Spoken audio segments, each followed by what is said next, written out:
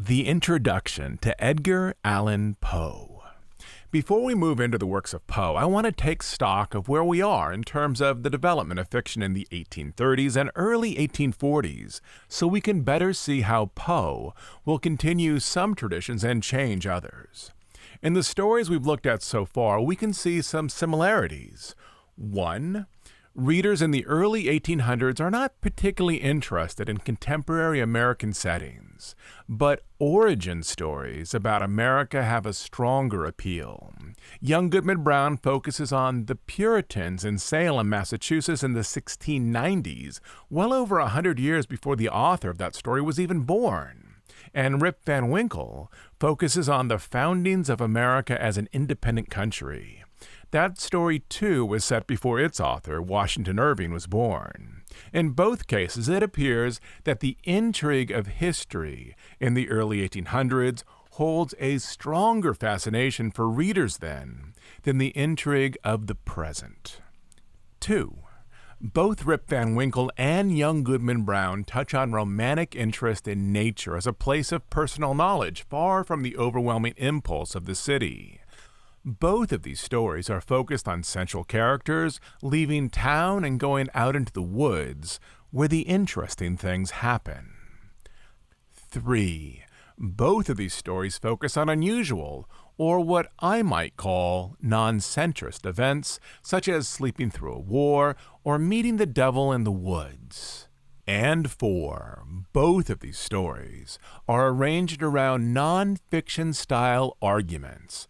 Rip Van Winkle wants readers to reconsider the social cost of the American Revolution in terms of free time, leisure, and community, and young Goodman Brown wants readers to reconsider the identity of the early European immigrants of Massachusetts. One of the large takeaways for readers after finishing both stories is a transformed understanding of historical events.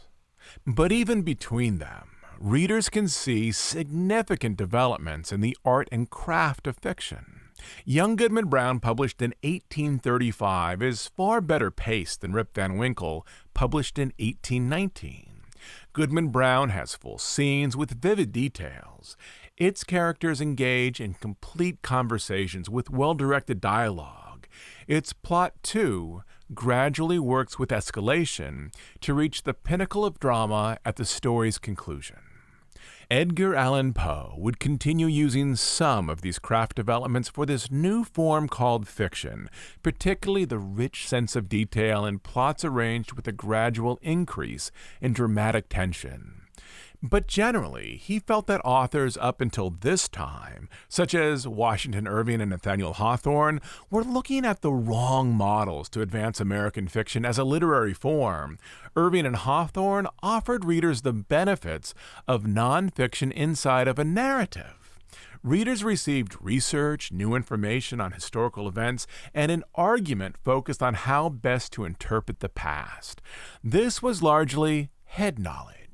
These stories offered readers information and perspective, but Poe felt that instead of following the lead of nonfiction, fiction should create dramatic moments that advance the materials of poetry, allowing readers to have second-hand vicarious sensations of romantic ecstasy and romantic agony.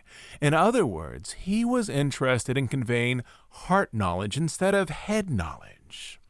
Poe, of course, was personally interested in that latter option, romantic agony. His stories, at their best, use detail setting, the sound of language, and plot to create dramatic moments in which readers experience notes of terror, horror, foreboding, grief, sorrow, and existential sadness. That is, he felt a successful story should be arranged toward a unity of effect, a set of details that, working together, directed readers toward a predetermined emotional experience. Readers rarely learn much of value in a story by Poe. However, they are often brought to moments of unique emotional intensity. In 1946, toward the end of his life, in Graham's magazine, Poe set forth some personal ideas about the goals of literature in an essay he wrote called The Philosophy of Composition. As a personal observation, I'd say that it's clear that Poe didn't always follow his own advice for composition, but this essay lays out Poe's ideals for what literature should accomplish and likely explains how, in his best moments, he approached the writing process. Here are some ideas pulled from that essay. 1. Poe believed that the end of a narrative should be its dramatic high point, so much so he felt that it was pointless to begin writing a story unless an author could see its final moments with deep clarity. In the following passage from The Philosophy of Composition, Poe is going to use the word denouement to explain how a writer should approach a story's ending. Today we might use the phrase climax in the same way. Quote, "Nothing is more clear than that every plot worth the name must be elaborated in its denouement before anything be attempted with the pen. It is only with the denouement constantly in view that we can give a plot its indispensable air of consequence or causation by making the incidents, and especially the tone at all points, tend to the development of the intention." 2. Beyond the centrality of the ending, Poe considered how each part of a story, from language to plot, might be directed toward developing one specific emotional effect on the reader. When Poe began to write a narrative, he focused on emotional elements as they would be experienced by the reader. In this, he combined plot materials with emotional effect, which later, for him, created the story. Quote, "I say to myself, in the first place, of the innumerable effects or impressions of which the heart or intellect, or more generally, the soul is susceptible, which one shall I, on the present occasion, select? Having chosen a novel first and secondly, a vivid effect, I consider whether it can best be wrought by incident or tone, whether by ordinary incidents or a peculiar tone, or the converse, or by peculiarity, both of incident and tone. Afterward, looking about me, or rather within, for such combinations of event or tone, shall best aid me in the construction of the effect." 3.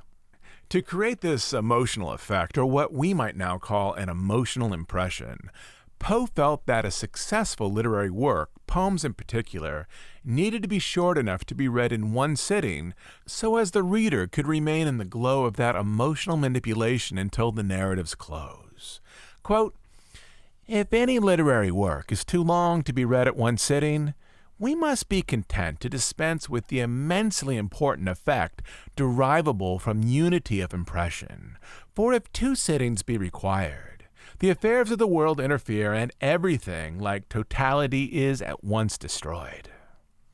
I might point out that Poe also felt that longer literary works, such as a novel, might be broken into emotional units, like chapters, with one unit completed in one sitting. 4. Poe felt that poetry lent itself more to some goals, such as the elevation of the soul toward beauty, but he believed that prose, that is, a narrative arranged in sentences as opposed to lines, such as in fiction, was a better form for more powerful emotional pursuits. Quote, "Passions, or the excitements of the heart, are, although attainable to a certain extent in poetry, far more readily attainable in prose." And lastly, number 5, Poe also emphasized the way that a strong and vivid setting could amplify the emotional texture of a literary work. Beyond the elements listed in his essay, Poe clearly picks up on many core elements of Romanticism in his work.